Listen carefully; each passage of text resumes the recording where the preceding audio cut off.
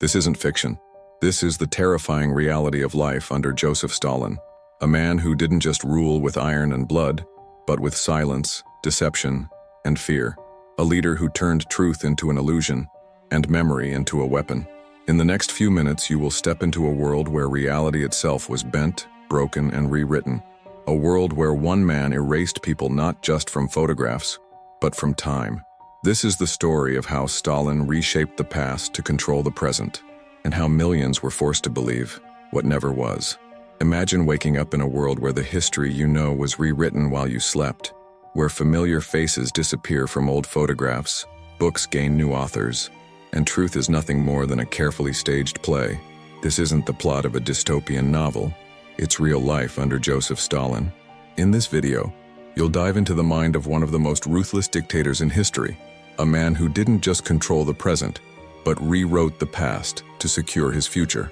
This is the dark story of how Stalin reshaped reality in his own image, and how millions were crushed under the weight of that manipulation. Joseph Vissarionovich Drugashvili, better known as Stalin, wasn't just an authoritarian leader. He was an architect of fear, a master of psychological engineering. Born in Georgia in 1878, he rose to power after Lenin's death in 1924. But Stalin knew absolute power wasn't enough. He wanted more than obedience. He demanded reverence. And for that, the past had to be reshaped, distorted, or entirely erased. His rise to command over the Soviet Union was marked by a grim talent. He didn't just eliminate his enemies physically, he erased their memories. A man who understood early on that perception is as powerful as brute force. Whoever controls what people remember controls what they believe, and whoever controls belief controls the fate of a nation. Stalin's strategy wasn't limited to traditional propaganda. He went deeper. He altered official records, doctored historical photographs, erased names from archives, and even forged quotes from key figures to justify his decisions. But why? Because Stalin knew that in the absence of truth, any narrative could be imposed, as long as it was repeated forcefully enough and backed by fear. In psychology, there's a phenomenon called cognitive dissonance, the discomfort we feel when confronted with information that contradicts our beliefs. Stalin exploited this masterfully. He forced the Soviet people to accept a contradictory reality, where former heroes became traitors overnight. Even more disturbing, he demanded they show enthusiasm while doing so. The result was an entire nation living in constant emotional tension, unsure of what was real and what was fabricated. This tension wasn't accidental. It was by design. A population that is insecure, isolated, and constantly monitored is easier to control. For Stalin, reality was a moldable clay, and he was the sculptor. Stalin didn't just pursue the living, he hunted the dead as well. The purge didn't end with an enemy's execution. It continued with the complete erasure of their existence. This practice, known as damnatio memoriae, has roots in ancient Rome, but under Stalin, it became a macabre art form. History was rewritten line by line, image by image. One of the most notorious victims of this rewriting was Leon Trotsky. Once Lenin's comrade and a central figure in the 1917 revolution, Trotsky was initially celebrated as a hero. But after falling out with Stalin, he was exiled, and his image began to vanish. Literally. Old revolutionary photos were edited. Trotsky was erased as if he had never been there. His name was removed from documents, his contributions minimized, or credited to others. In the end, even his assassination in Mexico in 1940 was presented as belated justice against an enemy of the people. But Trotsky's case was just the tip of the iceberg. Thousands of public figures, scientists, artists, party officials met the same ritualistic erasure. Many were imprisoned, tortured, executed, and then systematically erased from collective memory. The fear ran so deep that even family and friends avoided mentioning their names. It was as if merely remembering them was a form of treason. This constant manipulation of history created a social psychosis. The Soviet people lived in a state of chronic paranoia. No one knew if today's version of events would be the same tomorrow. And this wasn't a system flaw. It was the very mechanism of control. When reality is fluid, the only anchor is the leader. Stalin presented himself as that unshakable anchor. Psychology calls this cognitive imprisonment, when a person finds themselves unable to think or act outside a system that constantly redefines its rules. In regimes like Stalin's, The individual loses their sense of identity, as even their personal memories become dangerous.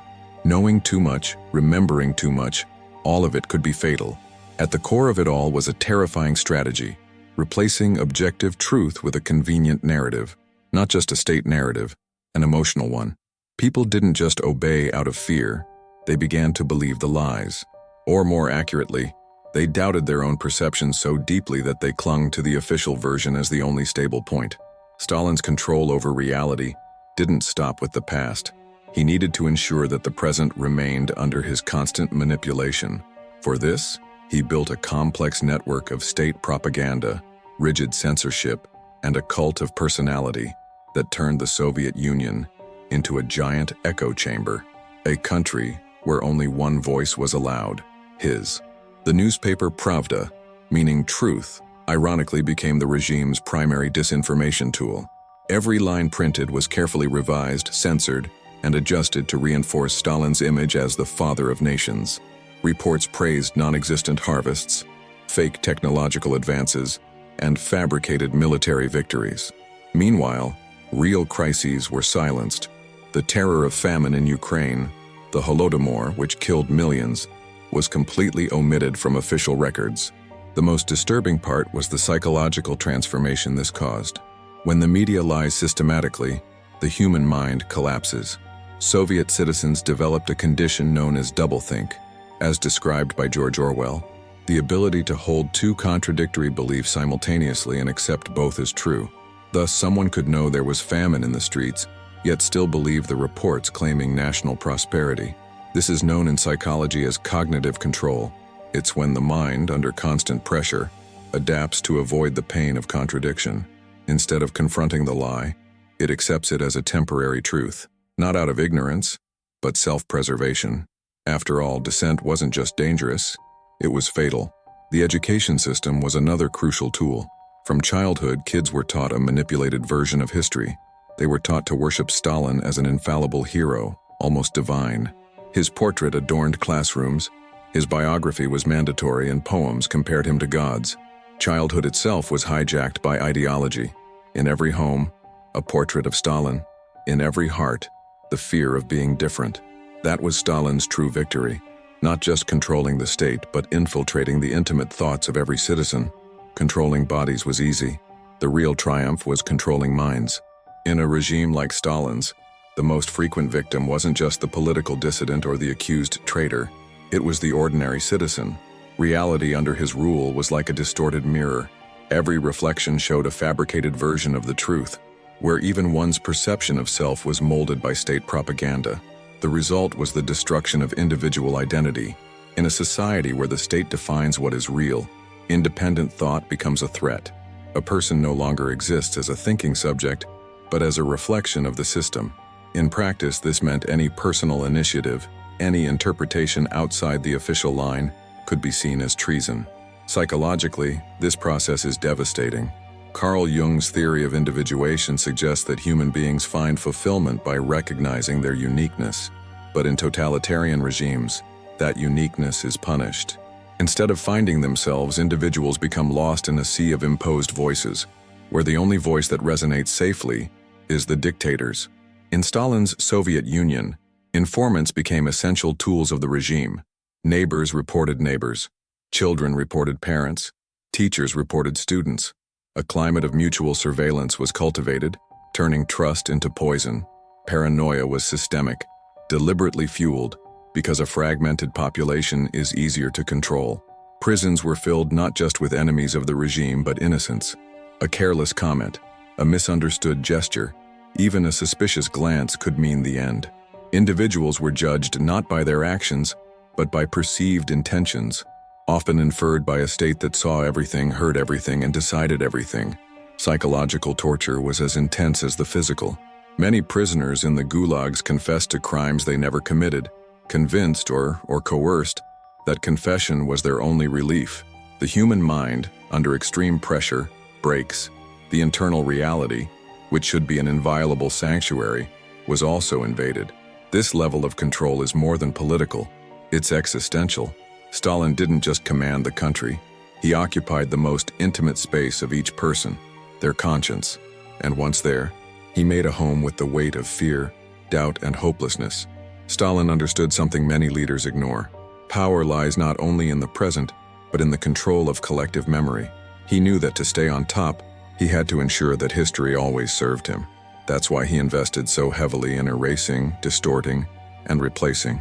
Each new version of the official story was treated as definitive, but even this final version was always subject to change. Like a dissatisfied sculptor, Stalin constantly reshaped the past, destroying earlier evidence and replacing it with convenient narratives. It was a form of perpetual and cruel revisionism. Books were re-edited with different wording. Historical figures gained or lost importance depending on political convenience. Even war achievements were reinterpreted, failures turned into victories, or disasters completely erased. This wasn't ignorance. It was cold calculation. The forgetting machine operated on every level. The education system was constantly revised. Teachers who taught outdated material were at risk. Museums were reconfigured, monuments demolished or replaced. Soviet iconography became an ideological battlefield, where even the most symbolic images were edited. But the most brutal forgetting wasn't institutional. It was forced into human minds. The Soviet people were trained to forget those who vanished, forget uncomfortable truths, forget suffering, forget that there was ever another path, because remembering was dangerous. Remembering could lead to resistance, and resistance meant disappearance. At this point, collective psychology collapses. Without reliable memory, there is no sense of continuity, no national identity. The past becomes a land of shadows, and in those shadows, Stalin reigned supreme, the only fixed point in a sea of uncertainty. The manipulation of memory is one of the most subtle and devastating crimes a leader can commit, because it leaves no blood on the ground, but kills slowly the soul of a nation. Even after his death, Stalin tried to make himself eternal. His image was carefully enshrined as that of an infallible leader, a god of the motherland, a being above human error. His death in 1953 was received with near religious mourning by millions of Soviets, many of whom had suffered directly under his regime. The cult of personality was so powerful that it prevented even relief. The pain of his absence outweighed the pain of his tyranny. How can this be explained? The answer lies in mass psychology. Freud once stated that, in the presence of a strong leader, the masses transfer their insecurity and need for protection onto him, turning him into a symbolic father. Stalin was that father, violent, punitive, but necessary. For decades, his image was kept on political altars. His tomb beside the Kremlin received daily tributes. But the myth wasn't invulnerable. In 1956, Nikita Khrushchev began the process of de-Stalinization, exposing hidden crimes and cracking the idol's stone facade. The world finally began to see the fractures in the myth. De-Stalinization, however, didn't erase the damage. It only exposed the wound. Millions of people were faced with the realization that everything they had learned, everything they had believed, was a manipulated construction. For many, it was an existential collapse. Even so, to this day, some still defend Stalin. Some see in his tyranny an era of order and progress. This persistence reveals a disturbing truth. Authoritarianism leaves deep marks, and in times of uncertainty, the myth of the strong leader, even a cruel one, remains seductive. Stalin rewrote reality, but he also rewrote the collective unconscious. And that may be Stalin's story, forces us to confront uncomfortable questions. To what extent can reality be manipulated before we lose our humanity? What happens to a society that loses its ability to distinguish truth from fiction? And most importantly, are we really immune to this kind of manipulation today? The answer, as disturbing as it is no. The manipulation of truth did not die with Stalin. It evolved. Today, algorithms replace censors. Fake news replaces official newspapers. Social media builds parallel realities. The danger has changed form, but it hasn't disappeared. We live in an age of information abundance, but that doesn't mean we live in an age of truth. Just like in the Soviet Union, repetition still shapes beliefs. Emotional manipulation still outweighs reason. Propaganda has been digitized, and the new cult of personality is fed by likes, not framed portraits. The lesson Stalin leaves us is brutal. Truth is fragile. And if it's not protected, it will be molded by the powerful until it becomes unrecognizable. Stalin is dead, but his legacy remains. a legacy of forced silence, erased memory, institutionalized fear. He taught us, by force, that reality can be hijacked, that truth can be tortured into confessing anything, and that the past, no matter how solid it seems, is as vulnerable as paper to fire. The shadow of his leadership still hangs over the world, not as a ghost, but as a warning.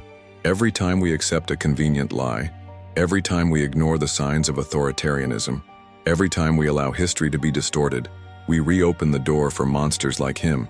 The moral of this story is not just a grim reminder of what once happened, it's an urgent warning of what could happen again. May we learn from the darkness so it does not return to swallow us whole. Thank you for watching this video. We kindly ask that you subscribe to our channel and like this video. Also, activate the notification bell so you don't miss our upcoming posts. See you in the next video.